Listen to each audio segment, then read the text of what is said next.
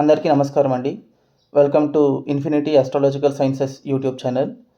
ఈరోజు మనము జాతకంలో దుస్థానాలు, దుస్థానాధిపతులు, అలాగే దుస్థానాల్లో ఉన్నటువంటి గ్రహాలు ఒక మనిషి జీవితంలో విపరీత రాజయోగాన్ని ఎలా ఇస్తుంది, అలాగే ఈ ఇచ్చేటటువంటి విపరీత రాజయోగం అనేది ఒక మనిషికి ఎటువంటి పాజిటివ్ బెనిఫిట్స్ తీసుకొస్తుంది, ముఖ్యంగా వాళ్ళ లైఫ్లో ఉన్నటువంటి ఆ కెరియర్లో ప్రోగ్రెస్ అయినా సరే, లేకపోతే వాళ్ళ లైఫ్లో జరిగేటటువంటి మేజర్ ఈవెంట్స్ లైక్ మ్యారేజ్ అయినా సరే, సంతానం అయినా సరే ఎలా అందిస్తుంది అనే విషయం గురించి ఈరోజు మనం డిస్కస్ చేసుకుందాము. సో ఫస్ట్ ఆఫ్ ఆల్ మనము ఎందుకు దుస్థానాలు, దుస్థానాధిపతులు, అలాగే దుస్థానాలలో ఉన్నటువంటి గ్రహాల గురించి మాట్లాడుకోవాల్సి వస్తుంది అని అంటే, మనము జాతకాలు చూసుకునేటప్పుడు ఏంటంటే మనకు కేంద్రాలు, త్రికోణాలు, అలాగే ధనస్థానము, లాభస్థానము ఇవన్నీ మనకు జాతకంలో సిగ్నిఫై చేసేటటువంటి పారామీటర్స్ అన్నీ పాజిటివ్గా ఉంటాయండి. అంటే మనకు ఉన్నటువంటి 12 భావాలలో 3 భావాలు ముఖ్యంగా అది ఏంటంటే 6వ ఇల్లు, 8వ ఇల్లు, 12వ ఇల్లు. సో ఈ 3 స్థానాలు వదిలేస్తే మిగిలిన 9 స్థానాల్లో ఏదో ఒక పాజిటివ్ పారామీటర్స్ అనేది ఉంటుంది. అంటే అవి ఎప్పుడు మన లైఫ్లో జరిగేటటువంటి మంచి విషయాల్ని సూచిస్తూ ఉండేటటువంటి స్థానాలు. సో జనరల్గా మనకు జాతకంలో త్రికోణాధిపతులైనా సరే, కేంద్రాధిపతులైనా సరే, ధనాధిపతి అయినా సరే, లాభాధిపతి అయినా సరే, ఇలాంటి వాళ్ళు జాతకంలో బలంగా ఉన్నా లేకపోతే 6, 8, 12లో లేకుండా ఉంటే అది మనకు పాజిటివ్ ప్లేస్మెంట్ కింద మనం పరిగణిస్తాం. కానీ ప్రాబ్లం అంతా మనకు ఎక్కడో వస్తుంది అని అంటే, జాతకంలో మనకు ఈ షష్టమాధిపతి కానీ, అష్టమాధిపతి కానీ, లేకపోతే వ్యయాధిపతి కానీ ఎప్పుడు మనకు చెడు చేస్తారా అంటే వాళ్ళ యొక్క ఇన్హెరెంట్ క్యారెక్టరిస్టిక్ అనేది ఒక జాతకుడికి నెగటివ్ ఫలితాలు ఇవ్వాలి కాబట్టి అది మన జీవితంలో జరిగేటటువంటి కొన్ని క్రిటికల్ సిచ్యువేషన్స్ని ఇండికేట్ చేస్తుంది. ఫర్ ఎగ్జాంపుల్ 6వ ఇంటిని కనుక తీసుకుంటే మనకది రుణ రోగ శత్రుస్థానం అవుతుంది. సో ఒక మనిషి జీవితంలో తాను అనుభవించేటటువంటి రుణ బాధలైనా సరే, రోగ బాధలైనా సరే, శత్రు బాధలైనా సరే మనకు 6వ ఇంటి నుండి వెలువడుతుంది. అలాగే అష్టమ స్థానం విషయానికి వస్తే అది మనకు ఆయుస్థానం అవుతుంది కదా. అంటే దాని అర్థం మన యొక్క ఆయుష్, అంటే మన యొక్క ఆయుష్ ఎప్పుడు తీరిపోతుంది, మన యొక్క మరణం ఎప్పుడు సంభవిస్తుంది, అలాగే జీవితంలో ఉన్నటువంటి గండాంతరాలు, అవాంతరాలు, అవమానాలు, అవాంఛనీయ సంఘటనలు, అనాహుతాలు, అలాగే అనుకోకుండా జరిగే సంఘటనల వల్ల నష్టపోవడాలు, ఇలాంటివన్నీ మనకు అష్టమ స్థానం సూచిస్తూ ఉంటుంది. అలాగే వ్యయస్థానం విషయానికి వస్తే మన జీవితంలో మనకు జరిగేటటువంటి పోగొట్టుకునే విషయాలు, ఖర్చులు అయిపోవడం కానీ, కోల్పోవడాలు కానీ, నష్టపోవడాలు కానీ, పోగొట్టుకోవడాలు ఇలాంటివన్నీ మనకు 12th హౌస్ నిర్ణయిస్తూ ఉంటుంది. సో ఇప్పుడు ఈ 3 హౌసెస్ ఏవైతే ఉన్నాయో 6th house, 8th house, 12th house ఇవి ఎప్పుడు మనకు మన జీవితంలో జరిగేటటువంటి నెగటివ్ ఇన్సిడెంట్ని ఇండికేట్ చేస్తాయి కానీ అవి ఇన్హెరెంట్ క్యారెక్టరిస్టిక్ మనకు చెడు చేయాలనేది కాదండి. అంటే మనం తప్పుగా దాన్ని అర్థం చేసుకుంటాం. అంటే మనకు పరాశర మహర్షి జాతకంలో 12 భావాలను ఎలా విభజిస్తారు అని అంటే ఒక్కొక్క భావానికి ఒక ఆస్పెక్ట్ ఆఫ్ లైఫ్ని అది మనకు ఇండికేట్ చేస్తుంది, అంతేగాని డిసైడ్ చేయదు. మనం ఇక్కడ ఏం చేస్తాము అని అంటే ఇప్పుడు త్రికోణాలు తీసుకోండి, అంటే 5th హౌస్, 9th హౌస్, అలాగే లగ్నము, ఇవి ఒక జాతకంలో అత్యంత శుభ స్థానాలు, అంటే మోస్ట్ బెనిఫిక్ హౌసెస్. అది అంటే అవి ఎప్పుడు ఒక మనిషికి మంచి చేస్తాయి అని చెప్తారు చూడండి, అది తప్పు. మంచి చేస్తాయని చెప్పడం తప్పు, కానీ అవి ఎప్పుడు ఒక మనిషి జీవితంలో జరిగేటటువంటి మంచి విషయాల్ని సూచిస్తాయని చెప్పాలి. అంటే ఒక మనిషి జీవితంలో ఉన్నటువంటి బెనిఫిక్ ఇన్ఫ్లుయెన్సెస్ని ఇండికేట్ చేసేటటువంటి హౌసెస్ మాత్రమే మనకు 1st house, 5th house, 9th house. అంతేగాని అవి మనకు జీవితంలో మంచి చేస్తాయని డిసైడ్ చేయకూడదు. అవి మంచి చేస్తాయా లేదా అనేది ఎలా డిసైడ్ చేయాలంటే వాటి యొక్క అధిపతులు ఎలా ఉన్నారు, వాళ్ళ యొక్క బలాలు ఎలా ఉన్నాయి, వాళ్ళ యొక్క దశ అంతర్దశలు ఎప్పుడు వస్తాయి, దాని మీద ఆధారపడి ఉంటుంది. అంతేగాని జస్ట్ బికాస్ ఒక గ్రహం కనుక మనకు త్రికోణాల్లో ఉంటే అది మంచిది అని అనుకోకూడదు. At the same time just because ఏవైనా గ్రహాలు మనకు 6వ ఇంట్లోనో, 8వ ఇంట్లోనో, 12వ ఇంట్లోనో ఉంటే చెడు చేస్తాయని కూడా మనం భావించకూడదు. ఎందుకంటే 6వ ఇల్లు, 8వ ఇల్లు, 12వ ఇల్లు మన జీవితంలో జరిగేటటువంటి కొన్ని కష్టాలని, అలాగే కొన్ని క్రిటికల్ సిచ్యువేషన్స్ని సూచిస్తాయి, కానీ అవి ట్రిగర్ చేస్తాయి లేకపోతే అవి చేసేస్తాయి అని కాదు. చెప్పాలంటే చాలామందికి అష్టమ స్థానంలోనో, షష్టమ స్థానంలోనో, వ్యయస్థానంలోనో గ్రహాలు ఉన్నటువంటి వాళ్ళు జీవితంలో ఎంతో పై స్థాయికి ఎదిగినటువంటి వాళ్ళు ఉన్నారు. అలాంటి ప్రాక్టికల్ ఎగ్జాంపుల్స్ కూడా మనం మన ఛానల్లో ఇదివరకు ఎన్నో పెట్టి ఉంచాం. సో ఇప్పుడు జనరల్‌గా మనం దుస్థానాల విషయం గురించి మాట్లాడుకోవాల్సొస్తే, ఈ దుస్థానాలలో జరిగే యోగం ఏది మనకు? మేజర్‌గా దుస్థానాల్లో జరిగే యోగం ఏదైనా ఉందంటే అది విపరీత రాజయోగమే అవుతుంది మనకు. ఎందుకంటే, మనకు జాతకంలో చెప్పేటప్పుడు అష్టమాధిపతి గాని, షష్టమాధిపతి గాని, వ్యయాధిపతి గాని ఒకరి ఇంట్లో మరొకరుంటే అది యోగం మనకు. ఎందుకంటే, ఒక రకంగా అది మనకు ఇవి 3 నెగెటివ్ యాట్రిబ్యూట్స్‌ని లేకపోతే నెగెటివ్ ఇన్సిడెంట్స్‌ని ఒక మనిషి జీవితంలో సూచిస్తాయి కాబట్టి, ఒక నెగెటివ్ థింగ్ ఇంకొక నెగెటివ్ హౌస్‌లో ఉంటే, negative into negative positive results ఇచ్చే విధంగా చూసుకుంటుంది. ఆ విధంగా మనకు ఆరో ఇంటధిపతి 8దో ఇంట్లోనో, 12వ ఇంట్లోనో ఉంటే మంచిది. అలాగే 8దో ఇంటధిపతి 6 ఇంట్లోనో, 12వ ఇంట్లోనో ఉంటే మంచిది. 12వ ఇంటధిపతి 6 ఇంట్లోనో, 8దో ఇంట్లోనో ఉంటే మంచిది. సో, ఇక్కడ మనకు ఈ 6, 8, 12 ఒకదానితో ఒకటి సంబంధం పడేటప్పుడు అది విపరీత రాజయోగాన్ని ఇస్తుంది మనకు. సో, జనరల్‌గా ఇక్కడ విపరీత రాజయోగం అనేది చాలా కేటగరీస్ మనకు ఉంటుందండి.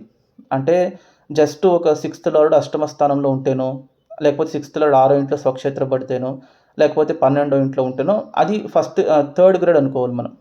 అంటే ఒక లార్డ్ మాత్రం ఒక దుస్థానంలో ఉండడం జస్ట్ ఒక థర్డ్ గ్రేడ్ విపరీత రాజయోగం. అదే గనక ఒక లార్డ్ ఇంకొక లార్డ్‌తో పాటు కలిసి ఉంటే, అంటే సిక్స్త్ లార్డ్, ఎయిత్ లార్డ్ కలిసి ఉండడం, లేకపోతే ఎయిత్ లార్డ్, 12థ్ లార్డ్ కంజంక్ట్ అయి ఉండడం, 12థ్ లార్డ్, సిక్స్త్ లార్డ్ కలిసి ఉండడం, ఇది మనకు సెకండ్ గ్రేడ్ రాజయోగం. సేమ్ ఇలాగే సిక్స్త్ లార్డ్, ఎయిత్ లార్డ్ ఒకరినొకరు చూసుకోవడం, లేకపోతే sixth lord, eighth lord sixth lord, 12థ్ లార్డ్ ఒకరినొకరు చూసుకోవడం, 12థ్ లార్డ్, ఎయిత్ లార్డ్ ఒకరినొకరు చూసుకోవడం, ఇది కూడా మనకు సెకండ్ గ్రేడ్ రాజయోగం. కానీ ఫస్ట్ గ్రేడ్ విపరీత రాజయోగం ఎలా ఉంటుంది అనంటే, ఏదైనా ఒక 2 అధిపతులు పరివర్తన చెందాలి. అంటే 6వ ఇంటధిపతి 8దో ఇంట్లో, 8దో ఇంటధిపతి 6వ ఇంట్లో ఉంటే అది చాలా మంచి ఎక్సలెంట్ విపరీత రాజయోగం అది మనకు. సిమిలర్‌లీ ఎయిత్ లార్డ్, 12థ్ లార్డ్ పరివర్తన చెందితేనో, 12థ్ లార్డ్, సిక్స్త్ లార్డ్ పరివర్తన చెందితేనో విపరీత రాజయోగం. లేదు, ఈ దుస్థానాలైనటువంటి 6, 8, 12లో మనకు 3 దుస్థానాధిపతులు లేదా 2 దుస్థానాధిపతులు కలిసి ఉండడం. ఫర్ ఎగ్జాంపుల్ 12థ్ హౌస్‌లో మనకు సిక్స్త్ లార్డ్, ఎయిత్ లార్డ్ కలిసి ఉండడం. లేదా సిక్స్త్ హౌస్‌లో ఎయిత్ లార్డ్, 12థ్ లార్డ్ కలిసి ఉండడం. లేదా ఎయిత్ హౌస్‌లో సిక్స్త్ లార్డ్, 12థ్ లార్డ్ కలిసి ఉండడం. ఇలా. ఇది మనకు మన్మోహన్ సింగ్ గారి హారోస్కోప్‌లో చూడొచ్చు మనకు. అంటే ఆయనకు అష్టమ స్థానంలో 6, 8, 12 ముగ్గురు అధిపతులు కలిసి ఉంటారు ఆయనకు. సో, అది టాప్ గ్రేడ్ హైయెస్ట్ గ్రేడ్ విపరీత రాజయోగం. ప్రొవైడెడ్ ఇక్కడ విపరీత రాజయోగం ఉన్నంత మాత్రాన అది విపరీత యోగాన్ని ఇచ్చేస్తుందని కాదు. దానికి తగినటువంటి గ్రహ దశలనేది ఆప్టిమమ్ ఏజ్ పీరియడ్‌లో రావాలి మనకు. అది మోస్ట్ ఇంపార్టెంట్. సో, ఎప్పుడైనా సరే ఒక దుస్థానాధిపతి ఇంకొక దుస్థానంలో ఉంటే మంచి చేసేస్తుందనంటే అది కూడా కాదు. ఇప్పుడు ఒకవేళ ఒక దుస్థానాధిపతి ఇంకొక దుస్థానంలో ఉండి అది యోగాన్ని ఇచ్చేటట్టు ఉంటే దాన్ని రాజయోగం అని పరిగణించేవాళ్ళు కదా! ఎందుకు విపరీత రాజయోగం అని చెప్పారు? అంటే ఇక్కడ రాజయోగానికి, విపరీత రాజయోగానికి తేడా ఏంటి అనంటే, రాజయోగం అనేది స్లో, స్టడీ, స్పాంటేనియస్ ప్రాసెస్ అది మనకు. విపరీత రాజయోగం అనేది ర్యాపిడ్ అండ్ ఇన్‌స్టంటేనియస్ ప్రాసెస్. అంటే ఒక రాజయోగం అనేది ఒక 10 సంవత్సరాలు మనకి ఇవ్వాలనుకోండి యోగాన్ని, అది 10 సంవత్సరాలు కంటిన్యూయస్‌గా ఇచ్చుకుంటూ వెళ్తుంది నెమ్మదిగా. కానీ విపరీత రాజయోగం అలా కాదు. అది 10 సంవత్సరాల్లో ఇవ్వాల్సినటువంటి ఫలితము ఏదో ఒక 2 నెలల్లోనో, ఒక సంవత్సరంలో ఇచ్చేసి వెళ్ళిపోతుంది. మళ్ళా ఆ యోగం ఇచ్చిన తర్వాత అది సెక్యూర్‌గా ఉంటుందా లేదా అనేది ఆ జాతకుడి యొక్క వేరే గ్రహాల బలాల మీద ఆధారపడి ఉంటుంది. అంటే ఫర్ ఎగ్జాంపుల్ ఇప్పుడు మన్మోహన్ సింగ్ గారి విషయమే తీసుకోండి. ఆయన మనకు ప్రధానమంత్రి ఎలా అయ్యారు? జనాలు ఎన్నుకొని అవ్వలేదు. ఆయన త్రూ రాజ్యసభ అయ్యారు. అంటే అందుకే ఆయనను యాక్సిడెంటల్ ప్రైమ్ మినిస్టర్ అని పిలుస్తారు. అంటే అది నార్మల్ రూట్‌లో వెళ్ళకుండా షార్ట్‌కట్‌లో వచ్చిందాయనకు. అంటే ఆయన కోరుకొని అవ్వలేదు. పరిస్థితుల ప్రభావరీత్యా ఆయనను ప్రైమ్ మినిస్టర్ చేశారు. కానీ ఇక్కడేంటనంటే వచ్చినటువంటి యోగం ఏదైతే ఉందో, ఆ యోగం అనేది పరిపూర్ణంగా అనుభవించగలుగుతారనంటే ఇప్పుడు మన్మోహన్ సింగ్ గారు ప్రైమ్ మినిస్టర్ అయినా కూడా ఆయనకు కంప్లీట్ అటానమీ అనేది ఉండలేదు పార్టీలో. ఎందుకంటే ఇంటర్నల్ ఫ్యాక్టర్స్ వేరే ఏదేదో అక్కడ రోల్ ప్లే చేసింది. కానీ ఈ యోగం అనేది విపరీత రాజయోగం అనేది ఎందుకు మనం అలా చెప్తాము అనంటే, అది యోగానిచ్చి కూడా అది పర్మనెంట్‌గా మన దగ్గర ఉండే రకంగా చేయదు. అవి ఇచ్చే రిజల్ట్స్ అనేవి మనకు భారీగా ఇచ్చేస్తుంది కానీ అది మనకు ఆ రిజల్ట్స్‌ని పరిపూర్ణంగా సెక్యూర్ చేసి ఇచ్చే ఎన్విరాన్మెంట్‌ని క్రియేట్ చెయ్యదు మనకు. సో, అందువల్ల ఏంటంటే ఇప్పుడు ఒక రూ. 1,00,00,000 ఒక మనిషి ఒక 2 సంవత్సరాలు సంపాదించాలనుకోండి రాజయోగంలో ఉండేటప్పుడు, ఆ రూ. 1,00,00,000 విపరీత రాజయోగం అనేది ఒక వారంలో ఇచ్చేసి వెళ్ళిపోతుంది. సో, ఇక్కడేంటంటే ఈ వచ్చినటువంటి యోగము భారీగా అత్యంత శీఘ్రంగా వచ్చేస్తుంది కాబట్టి, ఆ వచ్చినటువంటి రిజల్ట్‌ని ఒక జాతకుడు ఎలా ఉపయోగించుకోవాలనే దాని మీద అతనికి ఒక సందిగ్ధత అనేది ఏర్పడుతుంది. సో, ఇలా లక్ వల్ల కలిసొచ్చిందని భావించేటప్పుడు ఏమవుతుందంటే ఒక కేర్‌లెస్‌నెస్, ఒక నెగ్లిజెన్స్ అనేది క్రియేట్ అవుతుంది. ఎప్పుడైతే ఇది క్రియేట్ అవుతుందో, ఆ ఉన్నటువంటి యోగం యొక్క తాలూకా ఎఫెక్టు పరిపూర్ణంగా మళ్ళీ చేజారిపోతుంది మనకు. సో, రాజయోగానికి, విపరీత రాజయోగానికి తేడా ఏంటి అనంటే, రాజయోగం యొక్క ఎఫెక్ట్ అనేది ఎక్కువ కాలం ఉంటుంది మనకు. విపరీత రాజయోగం యొక్క ఎఫెక్ట్ ఎలా ఉంటుంది అనంటే, అది ఇస్తుంది గానీ, అది ఎక్కువ కాలం ఉంటుందని గ్యారంటీ లేదు మనకు. ఈరోజు మనల్ని తీసుకెళ్ళి కొండ మీద, శిఖరం మీద కూర్చోబెట్టొచ్చు. మళ్ళా ఎల్లుండి మనల్ని అక్కడి నుంచి తోసేయొచ్చు. ఓకేనా? సో, ఇలాగా మనకు 6థ్, 8థ్, 12థ్ అనేది ఒకటికొకటి ఇంటర్‌చేంజ్ అయ్యేటప్పుడు, ఒకదాంతో ఒకటి సంబంధ పడేటప్పుడు, ఒకదాంతో ఒకటి కలిసి ఉండేటప్పుడు మనకు హర్షయోగం గానీ, విమల యోగం గానీ, సరళ యోగం గానీ ఏర్పడుతుంది. సో, ఈ యోగాల యొక్క బెనిఫిట్స్ అనేవి పరిపూర్ణంగా ఉంటుందా లేదా అనేది ఆ స్థానాధిపతుల యొక్క శుభత్వం మీద, బలాబలాల మీద ఆధారపడి ఉంటుంది. సో, ఇది ఒక మనిషి జీవితంలో ప్రాక్టికల్‌గా ఎలా జరిగిందనేది ఒక ఎగ్జాంపుల్ ద్వారా మనం ఇప్పుడు చూసుకుందాము. సో, మీరు గనక స్క్రీన్‌ని గమనిస్తే మీకు ఒక జాతకం కనబడుతూ ఉంది చూడండి. ఇది ఒక స్త్రీ జాతకం అండి. ఈవిడ గ్రహస్థితిని గనక చూసుకుంటే, ఈవిడ జన్మించిందొచ్చేసి మీన లగ్నంలో జన్మించారు. లగ్నంలో బుధుడున్నారు. తృతీయంలో శనీశ్వరుడు, చతుర్థంలో కేతువు, భాగ్యంలో చంద్రుడు, కర్మలో కుజుడు, రాహు ఉన్నారు. లాభంలో గురువు ఉన్నారు. వ్యయంలో శుక్రుడు అలాగే సూర్యుడు ఉన్నారు. సో, ఇక్కడ మనం వేరే ప్లానెటరీ ప్లేస్‌మెంట్స్ వదిలేయండి. ఇక్కడ మెయిన్ మనం చూడాల్సింది ఏంటంటే దుస్థానాల్లో ఉన్నటువంటి గ్రహాలు తీసుకోండి. ఈవిడకు దుస్థానంలో అంటే మూడో ఇంట్లో శనీశ్వరుడు ఉన్నారు. వ్యయస్థానంలో శుక్రుడు అలాగే సూర్యుడు ఉన్నారు. సో, ఇందాక మనం మాట్లాడుకునేటప్పుడు ఏంటంటే విపరీత రాజయోగం అనేది మనకు ఎప్పుడు జాతకంలో ఉన్నటువంటి 6, 8, 12 ఇంటి అధిపతుల ద్వారా ఏర్పడుతుందని చెప్పాను. ఇక్కడ చూడండి, ఇది one of the top grade విపరీత రాజయోగం అనుకోవాలి మీరు. ఎందుకంటే ఇక్కడ చూసుకుంటే ఈ లగ్నానికి, మీన లగ్నానికి అత్యంత పాపగ్రహం ఎవరు? శుక్రుడు అవుతారు. ఎందుకంటే ఆయన లగ్నాధిపతికి శత్రువు అవుతారు. ఆధిపత్యం రీత్యా కూడా 2 దుస్థానాలకు ఆధిపత్యం వహిస్తారు. సో, ఈ మీన లగ్నానికి గనక మనం చూసుకుంటే శుక్రుడు తృతీయాధిపతి అవుతారు. అలాగే అష్టమాధిపతి కూడా అవుతారు. సో, ఈ తృతీయ, అష్టమాధిపతి అయినటువంటి శుక్రుడు, లగ్నానికి శత్రువైనటువంటి శుక్రుడు, అత్యంత పాపగ్రహమైనటువంటి శుక్రుడు ఎక్కడ ఉన్నారో చూడండి, వ్యయస్థానమైనటువంటి కుంభరాశిలో ఉన్నారు. సో, ఇది స్థానం వైస్ చూసుకునేటప్పుడు అది విపరీత రాజయోగం మనకు. సో, ఇప్పుడు ఆ విపరీత రాజయోగం అనేది ఆయన మంచిగా ఇస్తారా? లేకపోతే ఇందాక చెప్పినట్టు ఇన్‌స్టంటేనియస్‌గా ఇచ్చి తీసేస్తారా అనేది ఎలా డిసైడ్ చేయాలి అనంటే, ఆ ఉన్నటువంటి లొకేషన్ ఏదైతే ఉందో, శుక్రుడు ఎక్కడైతే ఉన్నారో అది ఆయనకు మిత్రక్షేత్రం అవుతుందా? ఉచ్చక్షేత్రం అవుతుందా? స్వక్షేత్రం అవుతుందా అనేది చూడాలి. ఎప్పుడైనా సరే విపరీత రాజయోగంలో ఇన్వాల్వ్ అయినటువంటి గ్రహాలేవైనా స్వక్షేత్రబడితేనో, లేకపోతే మిత్రక్షేత్రంలో ఉంటేనో, ఉచ్చక్షేత్రంలో ఉంటేనో అవి ఇచ్చే రిజల్ట్స్ అనేవి ఇంకా కొంచెం పర్మనెంట్‌గా ఉండే రకంగా చూసుకుంటుంది మనకు. సో, ఇక్కడ చూసుకుంటే శుక్రుడు ఎవరైతే ఉన్నారో ఆయన 12వ ఇంట్లో, శనీశ్వరుడి ఇంట్లో, అంటే ఆయనకు మిత్రుడైనటువంటి శనీశ్వరుడి ఇంట్లో మిత్రక్షేత్రంలో ఉన్నారాయన. ఒకటి, ఇక్కడ మీరు జాగ్రత్తగా గమనిస్తే శుక్రుడు శనీశ్వరుడి ఇంట్లో ఉన్నారు, శనీశ్వరుడు శుక్రుడి ఇంట్లో ఉన్నారు. అంటే ఒకరింట్లో ఇంకొకరు మారి ఉన్నారు కాబట్టి వాళ్ళిద్దరి మధ్య పరివర్తన అనేది జరుగుతుంది. అప్పుడేమవుతుందంటే శుక్రుడు మళ్ళీ మూడో ఇంటికి వెళ్తున్నట్టు భావించొచ్చు, శనీశ్వరుడు మళ్ళీ వ్యయస్థానానికి వస్తున్నట్టు భావించొచ్చు. సో, ఇది ఒక రకంగా విపరీత రాజయోగం అవుతుంది. ఎందుకంటే తృతీయ స్థానం కూడా మనకు దుస్థానంలో ఒక స్థానమే. సో, తృతీయ స్థానం కూడా 6, 8, 12తో కనెక్ట్ అయ్యేటప్పుడు కూడా అది విపరీత రాజయోగం ఇస్తుంది. కానీ మరి టాప్ గ్రేడ్ విపరీత రాజయోగం ఇవ్వదు. నార్మల్ చిన్నగా ఇస్తుంది. కానీ ఇక్కడ మీరు గుర్తుంచుకోవాల్సింది ఏంటంటే దీన్ని మనం తృతీయ వ్యయాధిపతి యొక్క పరివర్తన కింద భావించవచ్చు. లేకపోతే అష్టమ వ్యయాధిపతి పరివర్తన కింద కూడా భావించవచ్చు. ఎందుకంటే ఈ లగ్నానికి శుక్రుడు తృతీయాధిపతి అవుతారు, అష్టమాధిపతి కూడా అవుతారు కదా. సో, ఎప్పుడైతే ఆయన శనితో పాటు పరివర్తన అవుతారో అప్పుడు అష్టమాధిపతి అయినటువంటి శుక్రుడు వ్యయాధిపతి అయినటువంటి శనీశ్వరుడితో పాటు పరివర్తన చెందుతున్నట్టు భావించవచ్చు. ఒకటి. లేదు, ఇక్కడ పరివర్తన భావించకుండా నార్మల్‌గా చూడండి. 12వ ఇంట్లో ఆవిడకు అష్టమాధిపతి శుక్రుడు ఉన్నారు, షష్టమాధిపతి సూర్యుడు ఉన్నారు. సో, షష్టమాధిపతి సూర్యుడు వ్యయంలో ఉండడం కూడా విపరీత రాజయోగమే. ఆయన ఎలా ఉన్నారు అక్కడ, ఇంకొక దుస్థానాధిపతి అయినటువంటి అష్టమాధిపతి శుక్రుడితో పాటు కలిసి ఉన్నారు. అప్పుడేమవుతుంది, వ్యయస్థానంలో ఇంకొక 2 దుస్థానాధిపతులు, 6వ ఇంటి అధిపతి అయినటువంటి సూర్యుడు అలాగే 8వ ఇంటి అధిపతి అయినటువంటి శుక్రుడు కలిసి ఉన్నారు. ఇప్పుడు పరివర్తన చేసుకుంటే ఏమవుతుందంటే శుక్రుడు 3వ ఇంట్లో ఉన్నట్టు, శని 12వ ఇంట్లో ఉన్నట్టు కూడా భావించవచ్చు. అప్పుడేమవుతుంది మీకు వ్యయాధిపతి వ్యయస్థానంలో స్వక్షేత్ర పడుతున్నట్టు అవుతుంది. అది విపరీత రాజయోగమే. ఆ వ్యయాధిపతి ఎలా ఉంటారు అక్కడ స్వక్షేత్ర పడి షష్టమాధిపతి సూర్యుడితో పాటు కలిసినట్టు అవుతుంది. అంటే ఆవిడకు వ్యయస్థానంలో షష్టమాధిపతి ఉన్నారు, అష్టమాధిపతి ఉన్నారు, వ్యయాధిపతి ఉన్నారు. ముగ్గురు ఉన్నట్టుగా మీరు భావించవచ్చు అక్కడ. సో ఇక్కడ ఈ రిజల్ట్ అనేది ఆవిడకు పర్మనెంట్గా ఇచ్చేదానికి రీజన్ ఏంటి అని అంటే అక్కడ ఉన్నటువంటి అధిపతుల్లో ఇద్దరు స్వక్షేత్ర పడుతున్నారు. ఎందుకంటే మీకు వ్యయాధిపతి అయినటువంటి శని వ్యయానికి వస్తున్నట్టు భావించేటప్పుడు అది మనకు విమల యోగం అవుతుంది. అలాగే అష్టమాధిపతి స్వక్షేత్ర పడేటప్పుడు అది సరళ యోగం కూడా అవుతుంది మనకు. అలాగే ఈ అష్టమాధిపతి వ్యయాధిపతి ఇద్దరు ఫ్రెండ్సే కాబట్టి వాళ్ళు ఇచ్చేటటువంటి యోగం అనేది పర్మనెంట్ రిజల్ట్స్ ఇస్తుంది వాళ్ళకు. సో ఈ విపరీత రాజయోగం యొక్క ఎఫెక్ట్ అనేది యోగం ఉన్నంత మాత్రాన జరిగిపోతుందంటే అలా కూడా కాదు. ఈ యోగానికి సంబంధించినటువంటి గ్రహ దశలు అనేవి వాళ్ళకు ఆప్టిమమ్ పీరియడ్లో రావాలి.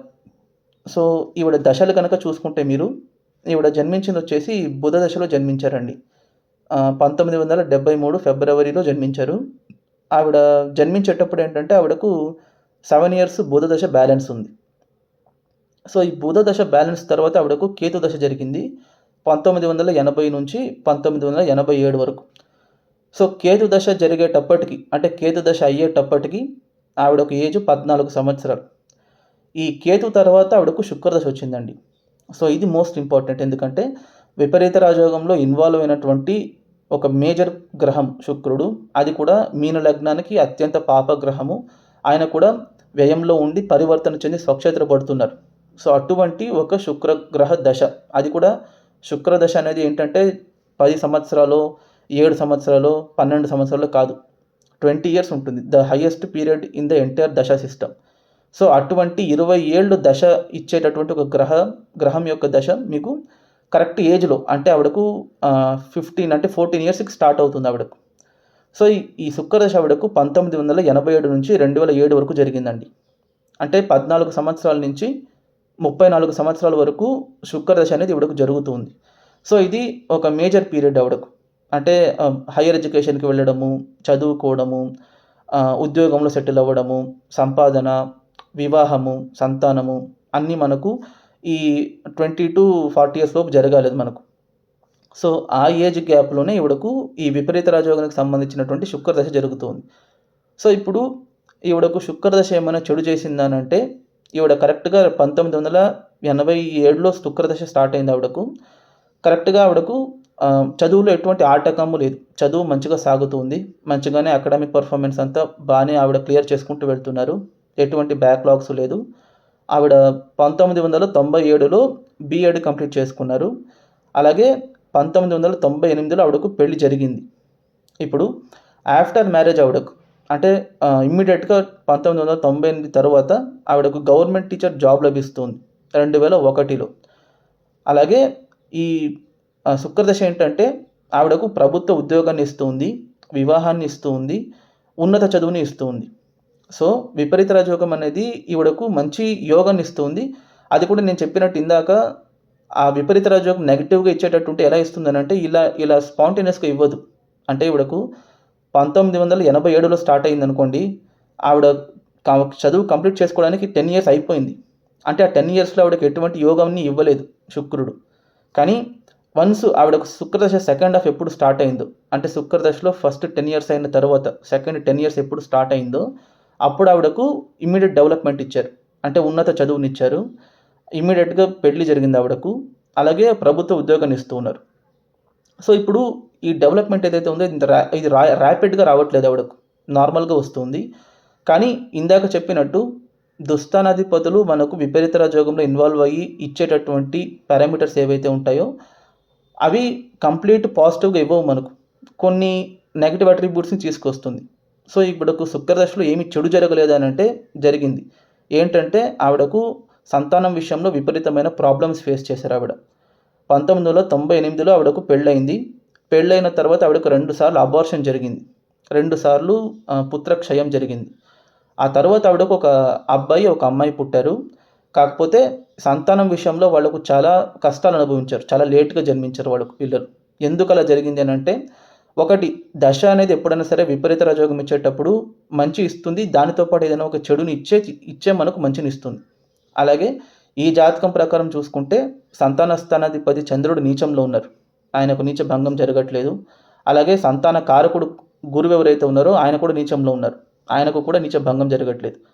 కానీ ఇక్కడ ఇంపార్టెంట్గా మీరు చూడాల్సింది ఏంటంటే సంతాన కారకుడు సంతాన స్థానాధిపతి ఇద్దరు నీచంలో ఉన్నా కూడా ఆవిడకు పిల్లలు జన్మించారు. ఎందుకు? ఆవిడకు సంతాన స్థానాన్ని ఎంతైనా గురువు చూస్తూ ఉన్నారు. అలాగే విపరీత రాజయోగంలో ఇన్వాల్వ్ అయినటువంటి శని యొక్క వీక్షణ ఏదైతే ఉందో అది మనకు సంతాన స్థానాన్ని సంతానాధిపతిని ఇద్దరిని చూస్తున్నారు శనీశ్వరుడు. సో శని చూసేటప్పుడు ఏంటంటే సంతానం కలగడం ఆలస్యం అవుతుంది, కానీ సంతానం అయితే కలుగుతారు. ఓకేనా? సో మెయిన్ థింగ్ ఏంటంటే ఇక్కడ దశ జరిగేటప్పుడు అది విపరీత రాజయోగం నెగిటివ్గా ఉంటుందా పాజిటివ్గా ఉంటుందా అని మనం ఎలా గుర్తించాలి అని అంటే ఆ వచ్చేటటువంటి యోగం యొక్క ఇంపాక్ట్, అంటే అనుకోకుండా దడేలని మనకు ఏదైనా ఒక డెవలప్మెంట్ ఇచ్చేసారనుకోండి, విపరీతమైన డెవలప్మెంట్ ఇచ్చేసారనుకోండి, అప్పుడు జాగ్రత్త పడిపోవాలి. మన యొక్క ప్రయత్నము మన యొక్క ఎఫర్ట్ ఏమీ లేకుండా వస్తున్నటువంటి యోగం అనేది చాలా హై స్కేల్లో వస్తుందంటే ఈ యోగం అనేది మనల్ని పై దాకా తీసుకెళ్ళి మళ్ళీ కింద కుదిలేస్తుందని మనం భావించాలి. ముందే భావించుకుని దానికి తగ్గట్టు కేర్ఫుల్ స్టెప్స్ తీసుకుంటే ర్యాపిడ్గా వచ్చేటటువంటి యోగాన్ని కూడా మనం కాపాడుకోగలుగుతాం. ఓకేనా? సో ఇంతవరకు నా వీడియో చూసారనంటే మీకు ఈ వీడియో నచ్చిందని అనుకుంటున్నాను. దయచేసి ఈ వీడియోకి ఒక లైక్ చేయండి, షేర్ చేయండి, మీ యొక్క వాల్యుయబుల్ ఒపీనియన్స్ని కామెంట్ రూపంలో తెలియజేయండి. దయచేసి ఛానల్ని మాత్రం సబ్స్క్రైబ్ చేసుకోవడం మర్చిపోకండి. Thank you.